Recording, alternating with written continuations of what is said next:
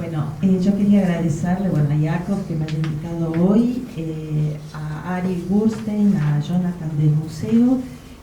Si me permite, me voy a poner en esta posición porque yo necesito ver mi PowerPoint porque hay algunas cosas que quiero que charlemos con nosotros. Bueno, como ya les adelantaron, yo me ocupo del destino de aquellas personas que eran ciudadanos argentinos en Europa y que fueron perseguidos en Europa durante, bueno, de 1933 a 1945. Mi tema de investigación son todos los ciudadanos argentinos, no solamente aquellos de religión judía. Yo llevo relevados más de 1100 casos, pero hoy me voy a referir solamente a 3 de ellos, todos judíos. Hay escritos sobre ellos, pero no son escritos literarios, son documentos burocráticos, no tiene nada que ver con el tipo de escritura a la que se refirió Schiffer.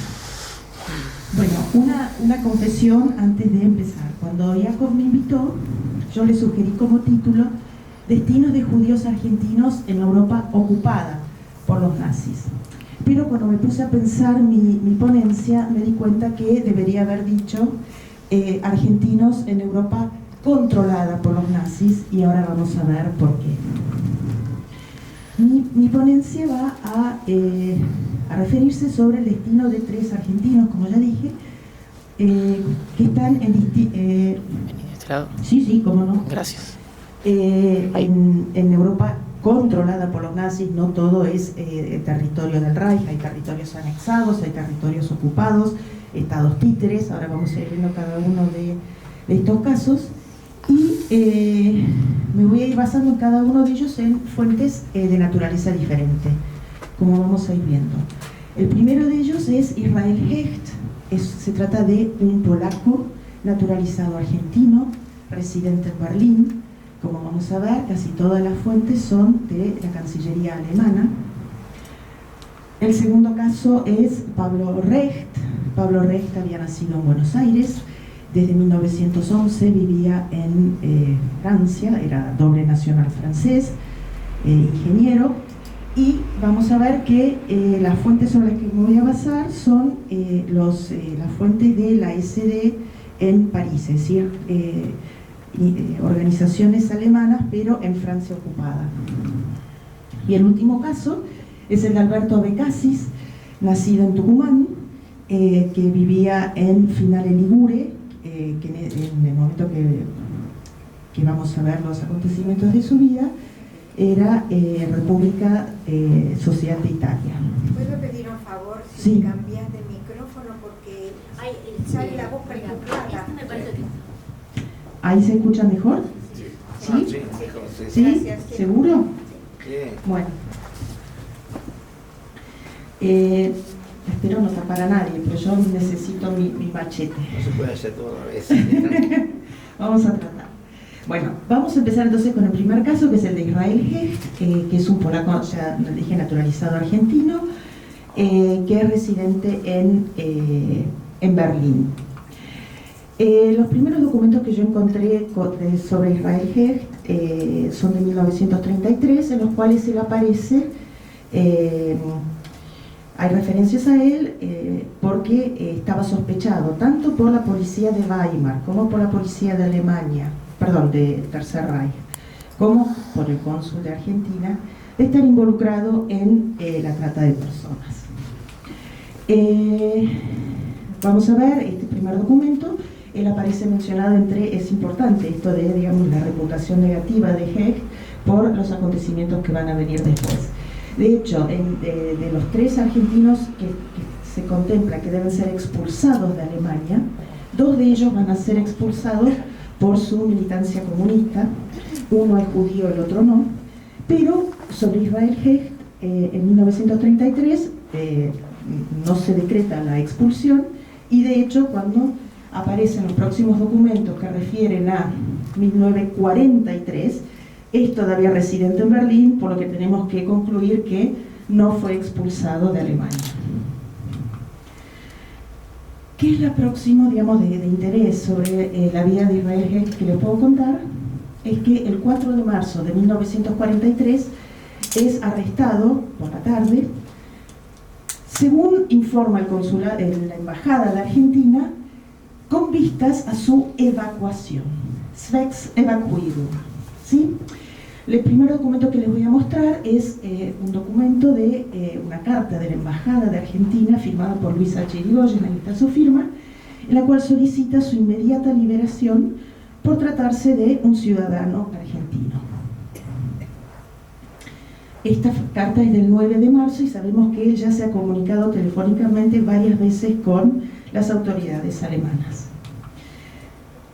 Estas insistencias de Irigoyen frente a lo que sería el Ministerio de Relaciones Exteriores alemán van a generar este documento, que es una comunicación entre un diplomático alemán. Yo se los corté en varias partes porque vamos a ir analizando distintas partes, que es, como ven, el caso referido a Israel Hecht, va a generar que un señor del Ministerio de Relaciones Exteriores alemán se va a comunicar con Adolf Eichmann con respecto a la evacuación de esa es la palabra que usan ellos, de este ciudadano argentino que está detenido por los alemanes. En el momento en que se escribe esta carta, que es del ¿qué dice aquí? 12 de marzo del 43. Bueno, no la vamos a leer en alemán, yo me tomé la fui traduciendo a pedacitos las partes más relevantes de esta nota, que es absolutamente excepcional. Bueno, traté de elegir 3 casos bastante paradigmáticos, pero esta tiene una cualidad que me parece muy importante. Entonces informa el diplomático alemán lo siguiente: dado que la Embajada de Argentina atribuye gran importancia a la anulación de la evacuación del citado judío de nacionalidad argentina y que por ello ya ha realizado varias presentaciones, y dado que nosotros, los alemanes, por otro lado, tenemos que manifestar nuestra buena voluntad debido a los conocidos motivos políticos, agradecería si se pudieran corresponder los deseos de la Embajada Argentina. Es decir, el diplomático alemán le está pidiendo a Eichmann que libere a este judío argentino. Sigue la carta hacia adelante, ¿no? Vamos al segundo párrafo. Dice el diplomático alemán, nazi: es inevitable, en las circunstancias existentes, tener que excluir momentáneamente a los judíos de nacionalidad argentina de todas las medidas contra los judíos.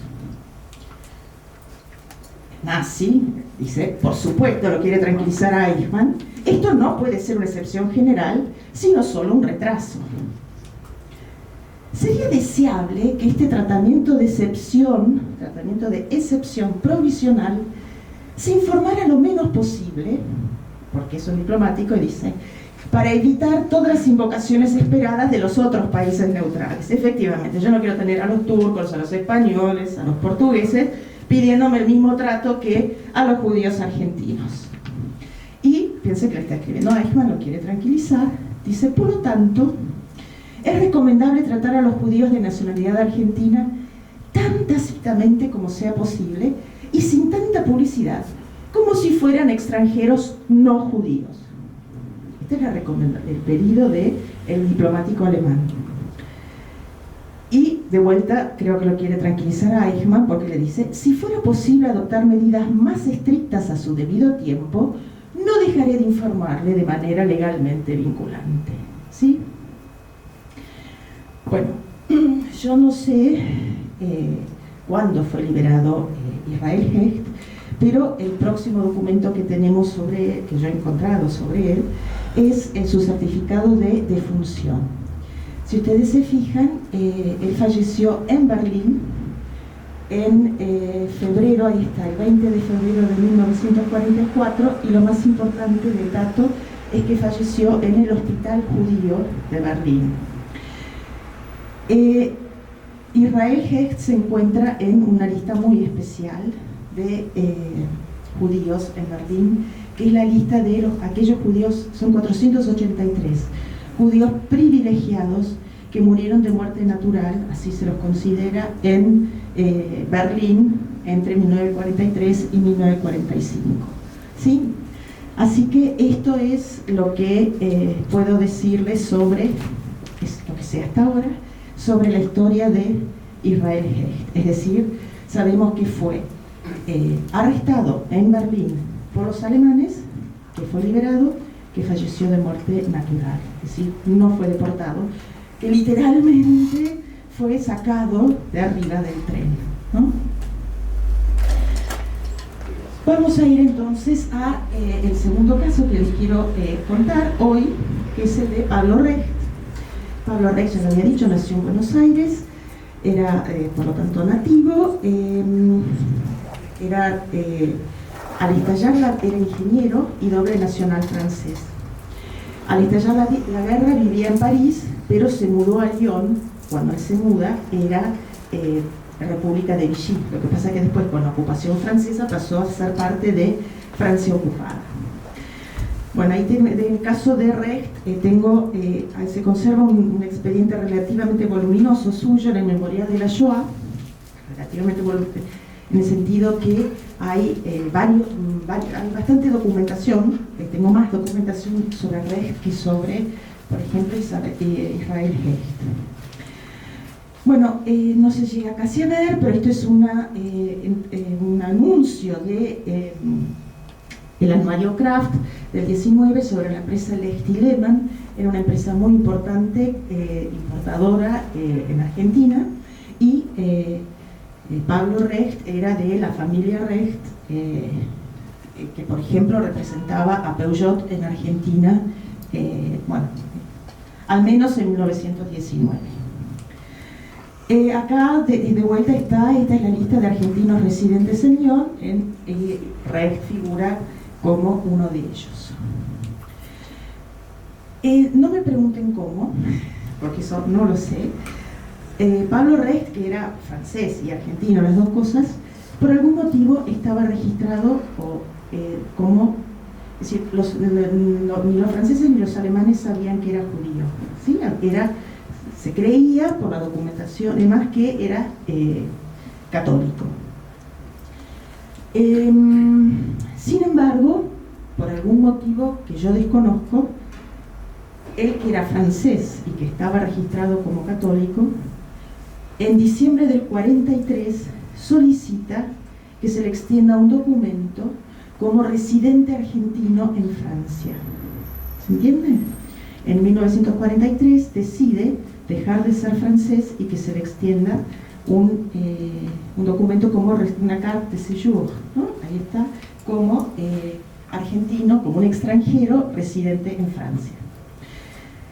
Esto es lo que yo sospecho, fue lo que levantó, causó como una investigación, que hay varios documentos, pero yo solo les muestro este, y alguien cayó en cuenta de que era judío revisando antes de extenderle su documento. Lo que sí sabemos entonces es que el 8 de enero de 1944 es detenido por los alemanes. Esta entonces es la primera carta que escribe el cónsul de París, en París, Oliveira César, que escribe la primera carta solicitando la liberación de Israel Hecht. Esto creo que es, no me acuerdo la fecha exacta, fue detenido el 8 de enero, la carta es del 11 de enero, las cartas en general suceden a primero comunicaciones telefónicas. Por escrito solicita la liberación de Pablo Recht por tratarse de un ciudadano argentino. Y esto es interesante porque de vuelta tenemos el análisis interno, la documentación interna alemana. Al día siguiente están diciendo, me están pidiendo la liberación de, y acá hay una palabra muy importante que es la del supuesto ciudadano argentino Pablo Recht. ¿Por qué? Porque estaba esta duda sobre si era francés o argentino. De todas formas, Oliveira César vuelve a insistir diciendo, no, este señor es argentino, yo tengo acá en el consulado los documentos de identidad que prueban que se trata de un ciudadano argentino. En el Memorial de la Shoah hay porque se ve que se juntaron todos los documentos que había de Pablo Recht antes de deportarlo. O sea, su caso, a diferencia del de muchas otras personas, fue estudiado porque era contencioso, a ver si era argentino o era francés. Yo les puse una selección de todos los documentos que, insisto, están en el Memorial de la Shoah, pero básicamente los más importantes, me parecen a mí, sobre los que se habrá basado la consideración alemana, son su carte d'identité, que es de marzo del 43, en la que figura como francés. ¿Dónde está francés? Nationalité française, ¿sí? Y su libreta de enrolamiento expedida en París en 1927, que es la prueba, junto con su pasaporte, de su ciudadanía argentina. Sabemos además que los alemanes demoraron mucho en decidir si era argentino o era francés. Esta es una lista de febrero del 44, en la cual Recht aparece entre la lista de los judíos argentinos internados en Drancy. Todos los de la lista, salvo Recht, van a ser reconocidos como argentinos y se van a salvar por ser argentinos. Y acá les muestro, es solo una tarjeta de cartón, pero es una de las, para mí, que me ocupo de estos temas, uno de los documentos más apasionantes para alguien que se ocupa de los argentinos en Europa en este momento, que es la ficha de Drancy de Pablo Recht. Pablo Recht, es decir, estos son hay varias manos que fueron en distintos momentos completando o agregando anotaciones en esta ficha. Sí, sabemos que Pablo Recht, como ya les había dicho, fue ingresado en Drancy el 8 de enero del 44 y que al ingresarse dijo que su ciudadanía era argentina. ¿Sí? Y después empiezan las anotaciones, para mí más maravillosas, que son estas de las anotaciones que fueron haciendo sobre su ficha las autoridades del campo. En Drancy, estas letras que aparecen en casi todas las fichas, había A, B y C. A quería decir ario, es decir, esos no eran deportados. B quería decir se los deporta instantáneamente. Y C, había C1, C2, C8, ¿no? C2 implicaba nacionalidad protegida, ¿sí? Es decir, que Paul Recht, cuando fue ingresado el 8 de enero de 1944, fue anotado por ser argentino como un C2. En algún momento, cuando empezaron a aparecer sus documentos franceses, este C2 fue tachada y se le anotó B, es decir, para deportar. Sin embargo, se ve que fue muy contenciosa su ciudadanía, que hubo una defensa importante porque volvió a ser anotado como a estudio, como C2, y finalmente se tachó en rojo esta apelación que hubo sobre la posible no deportación de Pablo Recht, y fue finalmente deportado. Acá aparece en su lista de deportación, ahí está, también anotado, el 27 de marzo de 1944, en el transporte número 40, y el dato más importante es que aparece como Paul y no como Pablo Recht, es decir, que fue deportado como francés. Es decir, si resumimos en un mapa la historia el destino de Pablo Recht como argentino en el Holocausto, de Lyon fue trasladado a Drancy y de Drancy deportado a Auschwitz porque no se pudo comprobar, o digamos, no se estableció que fuese un ciudadano argentino, deportado como francés. Y entonces les cuento la última historia. Este sobrevive para que vean, para que no hago el spoiler, después de haber tenido que relatar el fallecimiento de los dos casos anteriores, aunque uno es de causa natural y el otro fue asesinado. Alberto Abecassis era un argentino nativo, nacido en Tucumán. Bueno, ahí está la fecha en la que renovó su pasaporte en el consulado en Milán. Ya les había anticipado que era residente en Finale Ligure. Sé que estaba casado con una italiana no judía. Esta es una foto de Alberto Abecassis. Alberto de Casis vivía en Villa Edelmira, en Finale Ligure. Cuando yo googleo Villa Edelmira, hoy es lo que me sale, ¿sí? Esta habría sido, insisto, esto es cuando yo googleo hoy Villa Edelmira, en Finale Ligure. Otro dato interesante sobre Alberto de Casis es que aparece en algunos registros como fallecido durante el Holocausto. Yo tengo sus cartas después de la guerra, así que es seguro que está incorrectamente registrado en varios sitios como fallecido durante el Holocausto. Bueno, les voy a mostrar entonces primero los documentos argentinos, donde este es Alberto de Casis, que pide una indemnización de guerra, es decir, son los trámites que él hace después de la guerra, pidiendo reparaciones por los daños que sufrió durante la guerra. ¿Sí? Acá está, este es del cual no llegó a ver, creo que es 45, y acá está Alberto de Casis, Villa Edelmira, Finale Ligure, se trata de mi Alberto de Casis. Ahí en uno de los expedientes se conserva bastante documentación.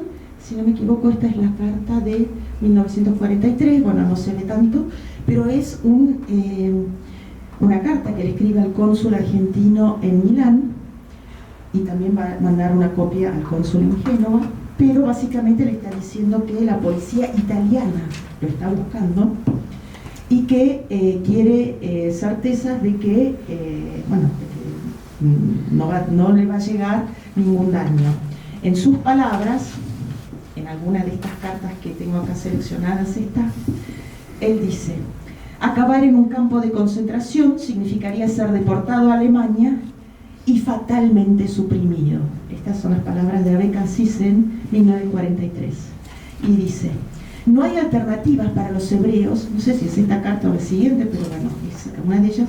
No hay alternativas para los hebreos, y de esta resolución nunca hicieron misterio Hitler y Goebbels, los cuales han siempre públicamente sentenciado que todos los hebreos deberán ser aniquilados en Europa, y con tanta mayor implacabilidad cuanto más la suerte de la guerra tabiera, así pone él, un curso desfavorable para Alemania.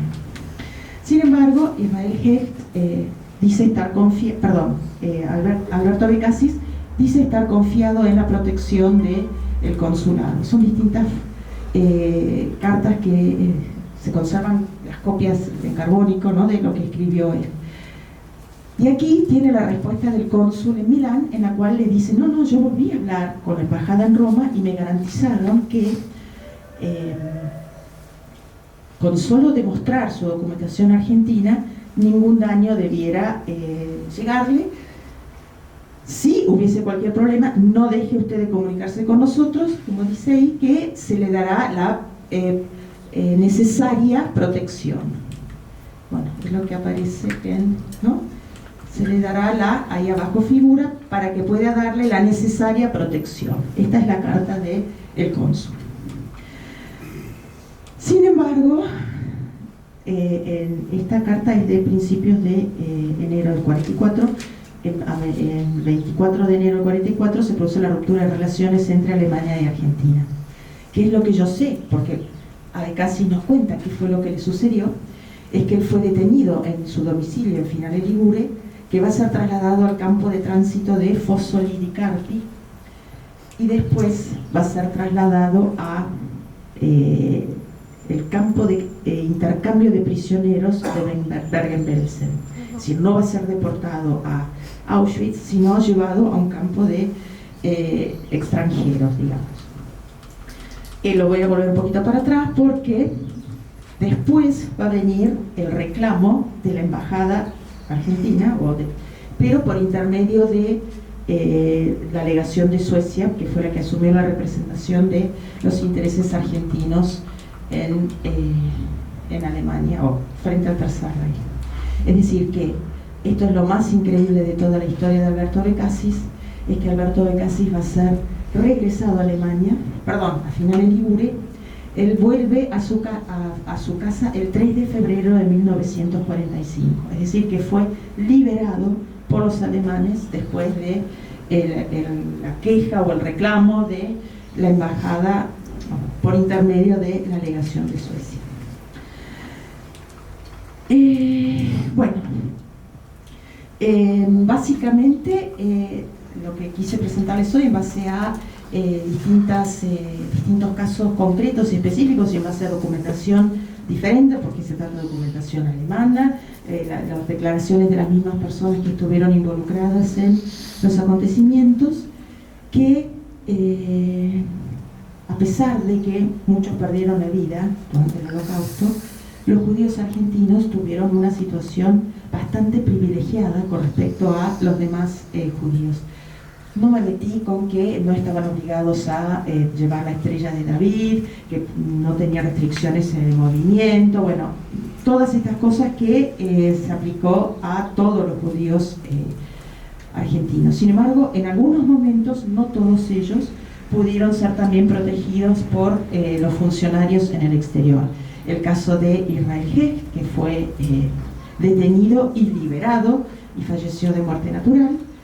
En el caso de Pablo Recht, en el cual hubo una pulseada bastante larga, él estuvo 3 meses en Drancy, casi, en la cual se trató de, hasta que se decidió, porque fue una decisión alemana, que no era argentino, sino francés, estando en Francia.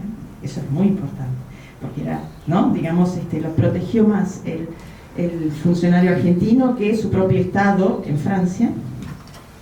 Y finalmente el caso de Alberto de Casis, en el cual, a pesar de haber sido internado, fue regresado, o sea, estuvo internado, pero por una decisión italiana, aparentemente, por lo menos en su origen, pero después fue liberado. Bueno, eso era lo que quería contar. Muchas gracias.